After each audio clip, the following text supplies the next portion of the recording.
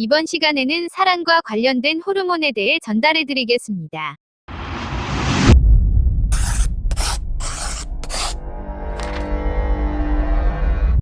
그렇다면 서양의 사랑, 즉 러브에는 어떤 호르몬이 관련되어 있을까?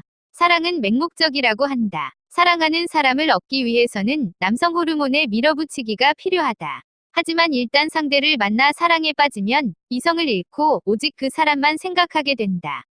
그리고 그 사람을 독점하고 싶어진다. 이런 느낌에는 뇌의 쾌감 중추를 조종하는 도파민이 큰 역할을 한다.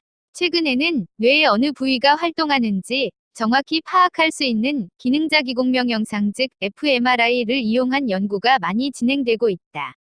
이 기계의 힘을 빌려 사랑에 빠진 사람의 뇌를 조사해보면 도파민을 다량으로 만들어내는 복측피계라는 신경, 그리고 측자액이나 미상액이라는 이른바 도파민이 작용하는 쾌감 중추의 메인 신경이 활발히 활동하는 것을 확인했다. 도파민은 자신이 흥미를 느낀 것은 어떻게든 갖고 싶어하게 만든다. 그래서 항상 우리를 흥분시키고 활력이 넘치게 만든다. 도파민은 스트레스에 대항하고 신경을 활발하게 만드는 노르아드레날린을 생성한다. 노르아드레날린은 집중력을 높이고 기억력을 좋게 한다. 좋아하는 사람에 대한 일이라면 뭐든지 기억하는 이유가 여기에 있다. 그와 동시에 졸음도 달아나고 식욕도 떨어진다. 좋아하는 사람을 위해서 자지도 않고 쉬지도 않는 상태가 되는 것이다. fMRI 검사를 통해 오히려 활동이 억제되는 신경 부위도 있다는 것을 알게 되었다. 공포나 슬픔을 느끼는 편도체라는 신경이다. 사랑에 빠지면 무서운 것도 없어진다. 우리 몸을 안정시키는 세로토닌의 힘도 떨어진다. 세로토닌은 장에서 주로 만들어지지만 뇌에서도 생성된다.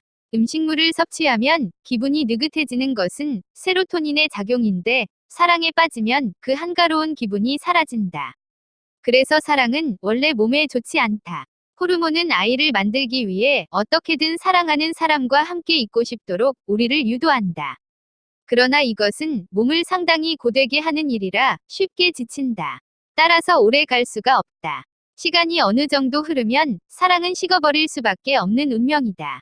그럼 부부 싸움을 할 때 옥시토신은 어떻게 변할까? 그리고 옥시토닌이 어떻게 바뀌어야 싸움을 그만두게 될까? 말싸움이 격렬해지는 경우는 대개 두 사람의 상황 판단이 비슷한데 사소한 어느 한 부분이 약간 다를 때 시작되곤 한다. 의견이 엇비슷해야 싸움이 벌어진다. 설득의 여지가 전혀 없는 사고방식이 완전 딴판인 사람과는 싸움이 아예 일어나지 않는다.